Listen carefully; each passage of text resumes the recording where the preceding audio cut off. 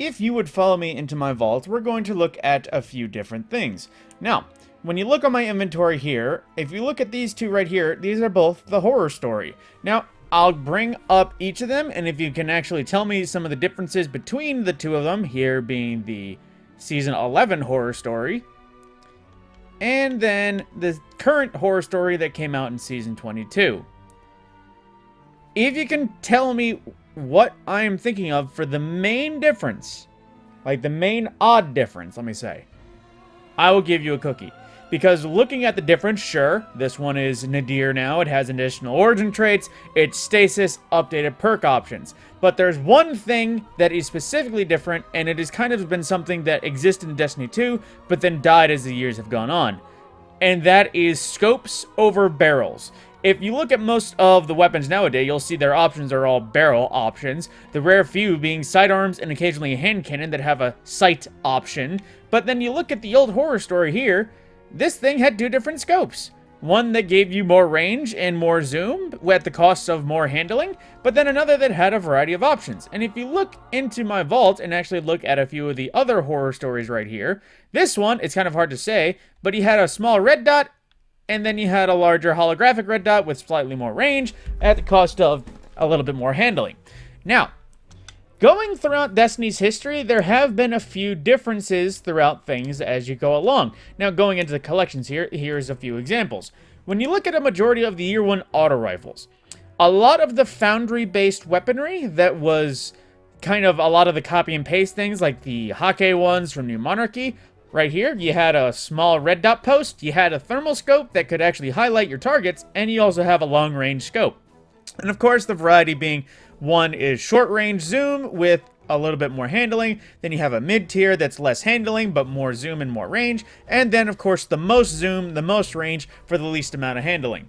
Then you start going down a rabbit hole of a variety. As you'll notice in terms of years and seasons, all the way through, there was a few that did stand out, like looking at the original Leviathan gear, obviously with the Ghost Primus. This was a themed seasonal set, so it would make sense why this was barrels and not scopes, because all the scopes were unique, and there isn't exactly options on these weapons, considering the source. Same thing for with like a variety, like Breakneck when it came out. Kind of makes sense it only had one thing because it was a static roll. There was only one version of it.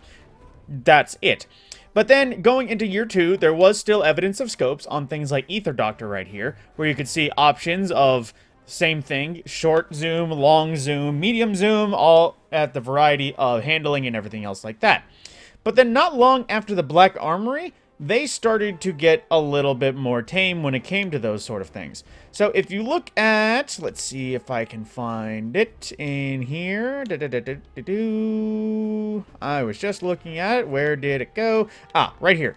The Ringing Nail. This was one of the first seasons after after Forsaken, and this was an entirely custom set of weapons that had an entirely new custom set of scopes to literally everything. All of these scopes were versions, they might have shared stats, but in terms of the models and the zooms and the reticles, all of these scopes were 100% unique.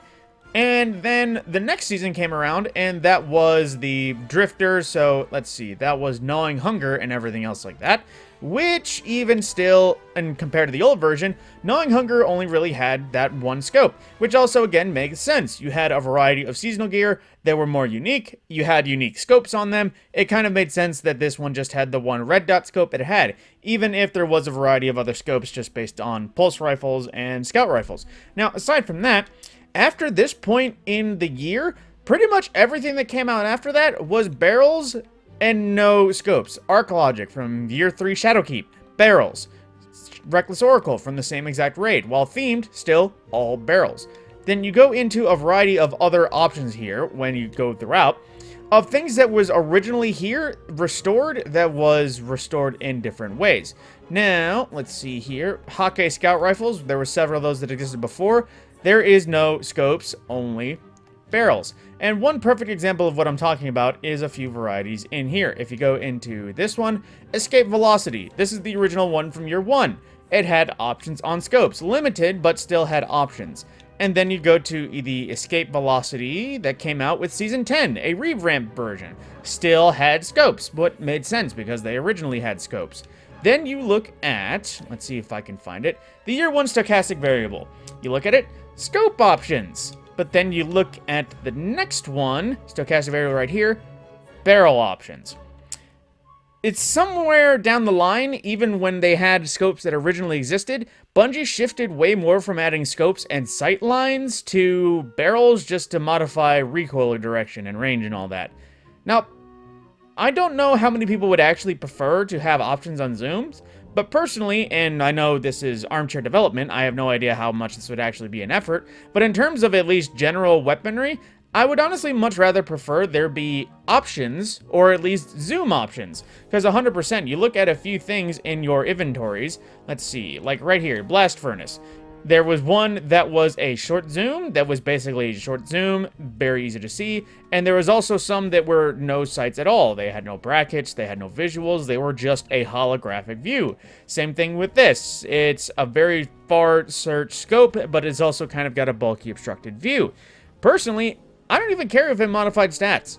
Honestly, at this point, after how much zoom has been mitigated in the range game for Crucible, I would much rather prefer the zoom stat to be something entirely changeable by my own personal views. Plus, when you look at some of the old Hake scopes and considering how many of them actually had additional thermal sighting to them, I kind of would prefer that we have scope options, if anything, on the old Foundry weapons, just because when they lack uniqueness in their roles or their origin trait, something like that could actually bring them more into play. Like if Lodbrok C had a thermal scope in addition to the perks it had, I might actually use that more as a Hake auto rifle than I use as the old Last Wish high impact auto rifle.